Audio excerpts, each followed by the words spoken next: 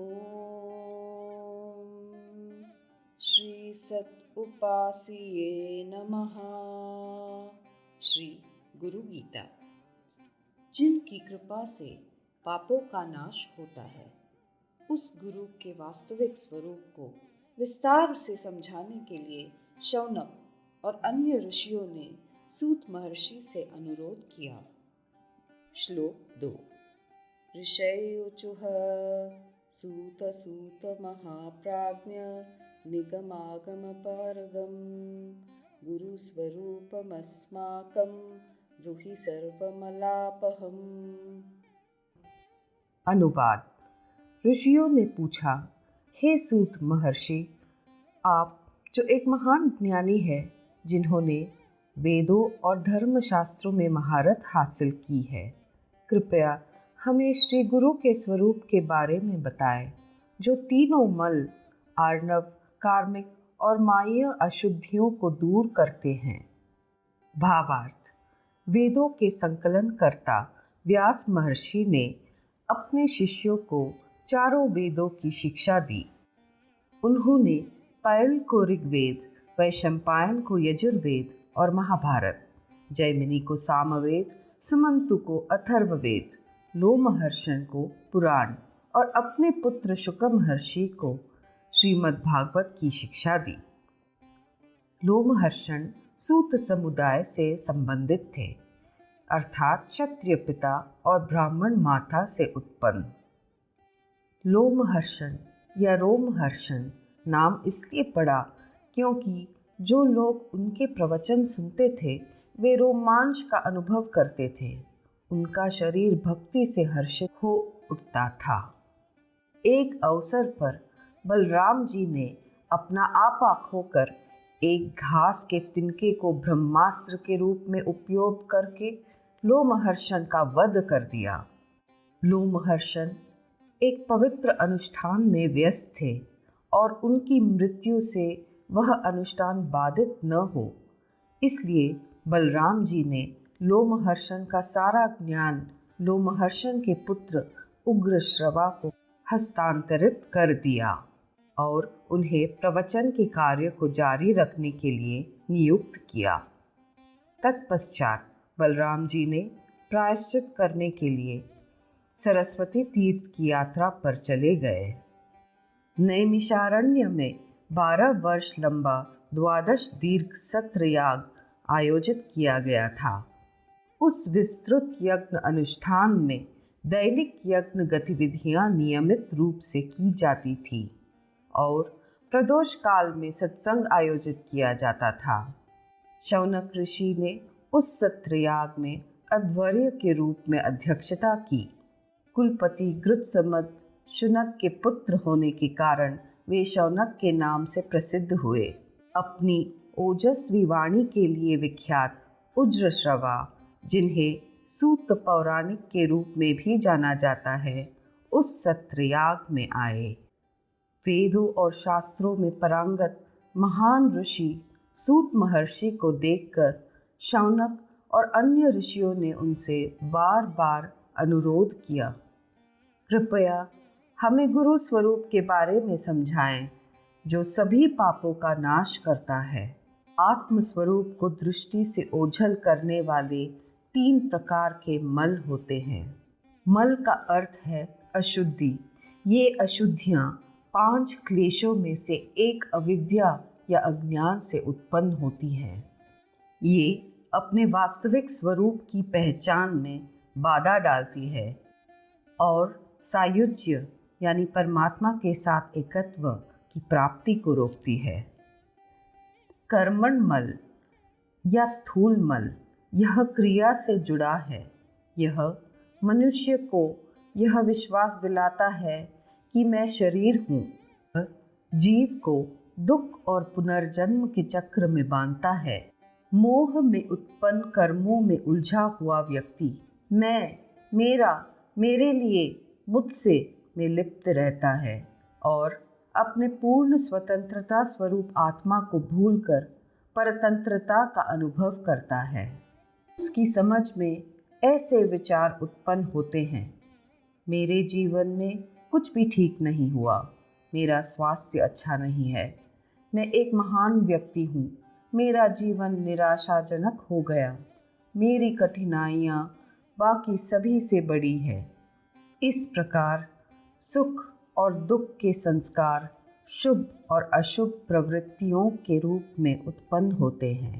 कार्मण मन क्रिया या कर्म में निवास करता है और स्व केंद्रित कार्यों का परिणाम बन जाता है। माय्य या सूक्ष्म मल यह अपनी जागरूकता के भीतर विभाजन पैदा करता है। यह इस मिथ्या कल्पना को जन्म देता है कि भौतिक शरीर ही वास्तविक आत्मा है। यह व्यक्ति को विश्वास दिलाता है कि मैं मन हूँ।